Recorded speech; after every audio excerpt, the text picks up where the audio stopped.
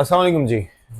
इंसान एक ऐसा वो कहते हैं ना कि एक सोशल एनिमल है कि अगर उसके अंदर उसकी तरबियत ना की गई होती, अगर उसे सज़ा और जज़ा के बारे में ना बताया गया होता, अगर उसे जुर्म करने पर, गुनाह करने पर दोज़ख की वईद ना दी गई होती, तो शायद हमारा मुआशरा सुलझा हुआ ना होता।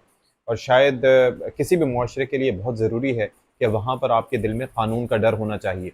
ये जो मगरबी मुआशरों की हम बात करते हैं, वो किस वजह से बेहतर है हमसे? इस वजह से क्योंकि वहाँ पर क़ानून की हुक्मरानी है। वहाँ पर क़ानून की हुक्मरानी को लागू करते हुए बड़े-छोटे को नहीं देखा जाता। वहाँ पर ये नहीं देखा जाता कि कोई शख्स कितना इन्फ्लुएंशियल है। वहाँ पर प्रॉपरली जो एक तरीक़ेकार के तहत लोगों को सज़ाएँ दी जाती हैं और यही वजह है कि लोगों के दिल में डर होता है। मैं एक मिसाल दे देता हूँ कि अगर आपको पाकिस्तान में ट्रैफ़िक वायलेशन जब आप करते हैं, तो आपको ये पता होता है कि you will get away with that.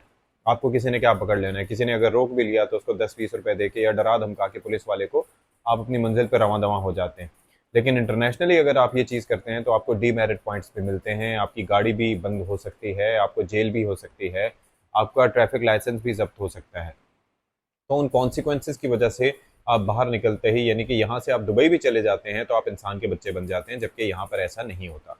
ये सारी तमहीद बांधने का मकसद ये है, ये बताना कि यहाँ पर जो हमारे पास कवानीन हैं, भले वो कत्ल से मुतालिक हों, भले वो चाइल्ड लेबर से मुतालिक हों, भले वो किसी भी हवाले से हों, अगवा बराए तावान से मुतालिक हों, कवानीन मौजूद हैं, अंग्रेज़ों के बनाए हुए बेशतर, लेकिन उनके ऊपर अमल दरामद ना होने के बराबर है। फिर जदीद दुनिया के साथ साथ हम ये देखते हैं कि नई नई चीज़ें सामने आना शुरू हो गई। मिसाल के तौर पर ये जो डिजिटल वर्ल्ड है, इसके आने के बाद जो हैरेसमेंट वैसे जो आम तौर पर हुआ करती थी, उसके ज़ाब्ते, उसके तरीक़ेकार भी अब चेंज हो चुके हैं। लोगों को मुख्तलिफ तरीके से धमकाया जाता है।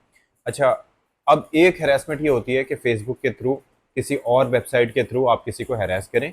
उसके लिए इन्होंने एफआईए ने एक साइबर क्राइम का एक महकमा बनाया हुआ है, लेकिन वो भी कितना इफ़ेक्टिव है कि वहाँ पर ख़वातीन कंप्लेंट करने के बाद उन ऑफ़िसर्स के हाथों मुबैना तौर पर खुद अपने आप को महफूज तसव्वुर नहीं करते। ना ही उनकी कोई तरबियत है कि किस तरीके से कल्प्रिट्स को पकड़ना है, किस तरीके से इस चीज़ को हैंडल करना है, और ये एक अलमिया है। दूसरी बात आ जाती है आजकल ये जो वीडियोज़ का मामला है।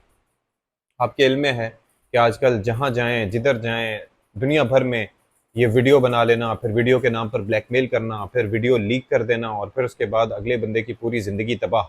ये सारा मामला जो है वो दुनिया भर में होता है। लेकिन दुनिया भर में मिसाल के तौर पर बर्तानिया में एक ऐसा कानून है कि जो हैरेसमेंट का कानून आम तौर पर लागू है, वही हैरेसमेंट सोशल मीडिया के ज़रिए आप किसी की करते हैं, तो उस हवाले से कवानीन मौजूद हैं।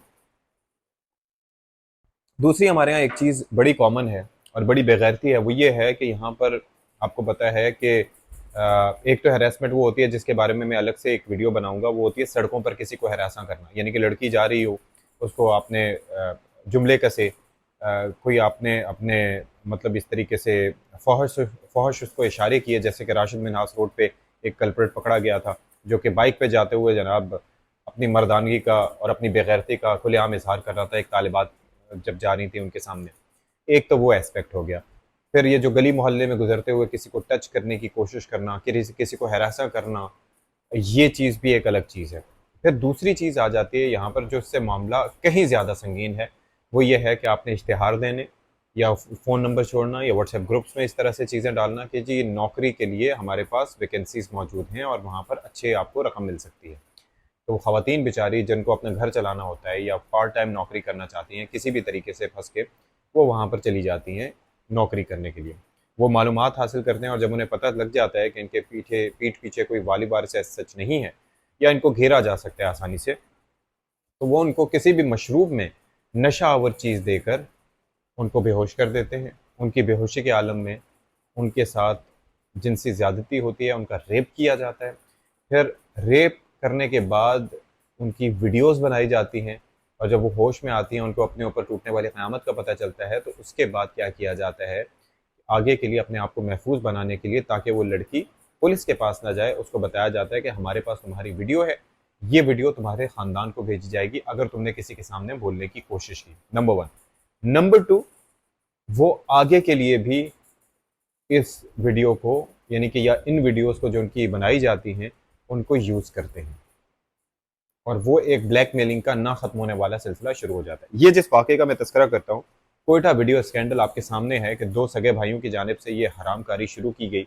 मुझे समझ नहीं आ रहा, I am sorry, pardon me for my words, ये ज़ाहिर है कि मेन स्ट्रीम मीडिया पर बैठ के, नेशनल मीडिया पर बैठ के मैं ये बात नहीं कर सकता, लेकिन मुझे इस वक्त इतना शदीद गुस्सा है कि मुझे समझ नहीं आ रही कि मैं अपने जज्बात का इजहार किस तरह से करूँ। तो वीडियो स्कैंडल था बेसिकली 2021 में एक केस सामने आया था और बहुत बड़ा हाई प्रोफाइल केस था। दिसंबर 2021 में ये चीज़ सामने आई थी और उसमें पता चला था कि एक बड़ा वीडियो स्कैंडल है और इसके अंदर लड़कियों को बुलाया जाता था नौकरी का झांसा दे के, फिर वहाँ पर इसी तरीके से नशा आवर दवाइयाँ या मशरूब पिला के उनके साथ ज्यादती की जाती थी और उसके बाद जो है वो उनको मुख्तलिफ कार्रवाइयों के लिए इस्तेमाल किया जाता था। मुलजमान कौन है और इस मुकदमे का पस मंज़र क्या है, ये ज़रा मैं आपको बता देता हूँ। तो ये बेसिकली सन 2021 के दिसंबर की बात है कि खातून की जानिब से थाना कायदाबाद में, यानी कि क्वेटा का जो थाना कायदाबाद है, उसमें एक दरख्वास्त दी गई कि ये दो मुलजमान हैं, जिनमें से एक का नाम हिदायतुल्लाह है, दूसरे का नाम खलीलुल्लाह है। उनकी दो बेटियां हैं, जिनकी एक की उम्र 19 साल है और एक की उम्र 16 साल है। तो उनको इन्होंने नौकरी के बहाने बुलाया और उनको वहाँ पर ज़्यादती का निशाना बनाया और गुज़िश्ता 2 साल से वो उनको रेप कर रहे हैं। उनकी फ़ोहश वीडियोज़ उन्होंने बनाई हुई हैं, उनकी इस तरीके से वीडियोज़ के एवज़ उनकी ब्लैकमेलिंग उनसे कर रहे हैं, उनको मारा-पीटा जाता है और उनको मुख्तलिफ उनसे काम भी करवाए जाते हैं। और 2 साल से ये सिलसिला चल रहा है और इसी पर बस नहीं हुई, तो उन्होंने सोशल मीडिया पर, डिजिटल मीडिया पर उनकी वीडियोज़ भी वायरल की हैं। तो ये जब मामला आया थाना क़ायदाबाद पुलिस के सामने, तो वहाँ से ये सन 2021 में ये इन्वेस्टिगेशन शुरू हुई और 9 दफ़ात के तहत ये मुकदमा दर्ज किया गया।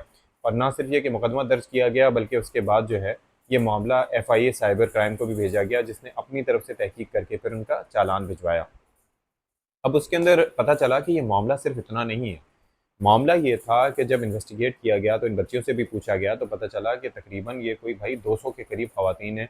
अब ज़ाहिर है वो अपनी इज़्ज़त की वजह से, अपने ख़ानदान की वजह से, मतलब ज़ाहिर है कॉन्सिक्वेंसेस के डर से वो कोई भी खातून सामने नहीं आई जो इनके खिलाफ गवाही दे सकती। लेकिन फिर वहाँ से पता चला कि तकरीबन 200 के करीब इनको, मुलजमान को जब अरेस्ट किया गया, अब नाम देखिए इनके, हिदायतुल्लाह और खलीलुल्लाह, यानी कि हिदायतुल्लाह यानी कि जिसे अल्लाह ने हिदायत दी, और खलीलुल्लाह यानी कि अल्लाह का दोस्त। इनको ना हिदायत मिली, ना अल्लाह की दोस्ती, बल्कि अल्लाह की और अल्लाह की मखलूक की फिटकार इनके नसीब में है, जो कि इस दुनिया में और आखिरी दुनिया में भी इनको मिलेगी।